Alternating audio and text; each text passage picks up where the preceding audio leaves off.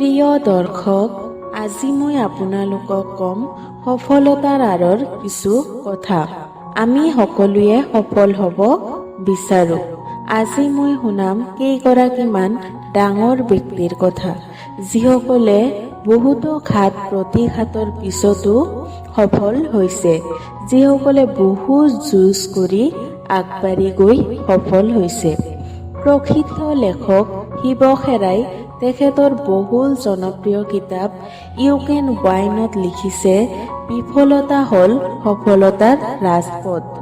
হয়, ঠিকেই, প্ৰত্যেক সফলতাৰ কাহিনীৰ আঁৰত একোটাকৈ বিফলতাৰ কাহিনী সোমাই থাকে। উদাহৰণস্বৰূপে আমেৰিকা যুক্তৰাষ্ট্ৰৰ ৰাষ্ট্ৰপতি আব্ৰাহাম লিংকনৰ জীৱন কাহিনী পঢ়িলে আমি পাওঁ যে তেখেতে 21 বছৰ বয়সত ব্যৱসায়ত বিফল হৈছিল, 22 বছৰ বয়সত বিধানসভাৰ নিৰ্বাচনত পৰাজিত হৈছিল, 24 বছৰ বয়সত পুনৰ ব্যৱসায়ত বিফল হৈছিল, 26 বছৰ বয়সত প্ৰেয়সীৰ সৈতে বিচ্ছেদ হৈছিল, 27 বছৰ বয়সত স্নায়ৱিক ৰোগত আক্ৰান্ত হৈছিল, 34 বছৰ বয়সত পুনৰ নিৰ্বাচনত পুনৰ পৰাজিত হৈছিল আৰু অৱশেষত 52 বছৰ বয়সত যুক্তৰাষ্ট্ৰৰ ৰাষ্ট্ৰপতি নিৰ্বাচিত হৈছিল। গতিকে লিংকন এজন বিফল ব্যক্তি আছিল বুলি আমি নিশ্চয় নকওঁ। তেওঁ জগতৰ সকলোৰে চকুত এজন পৰিপূৰ্ণ সফল ব্যক্তি।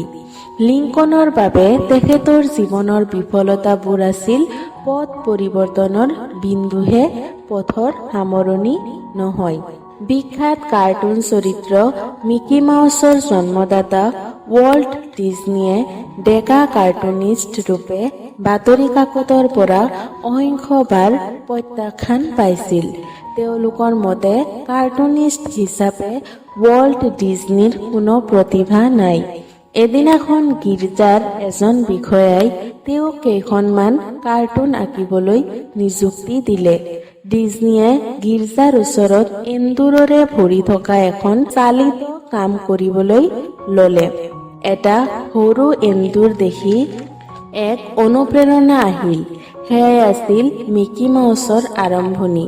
ইয়াৰ পিছত ৱাল্ট ডিজনী আৰু মিকি মাউছৰ বিশ্বজুৰি সফলতাৰ কথা নিশ্চয় নকলেও হ'ব।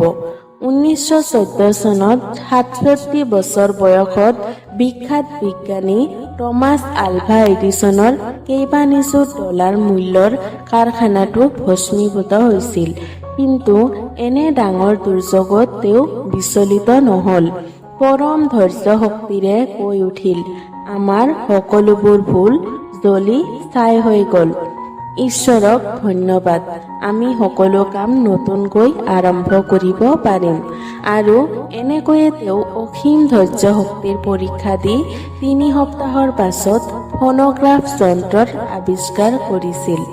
আমাৰ জীৱনলৈ বিফলতা অহাটো স্বাভাৱিক।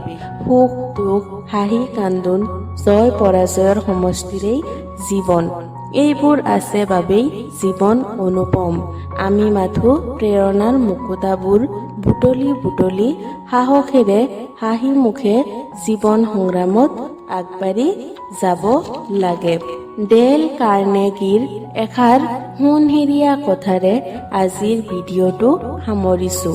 এগৰাকী সফল আৰু এগৰাকী অসফল ব্যক্তিৰ মাজত থকা মূল পাৰ্থক্যটো হ'ল সফল ব্যক্তিগৰাকীয়ে তেওঁৰ ভুলৰ পৰাই সদায়ে শিক্ষা লৈ আগবাঢ়ে।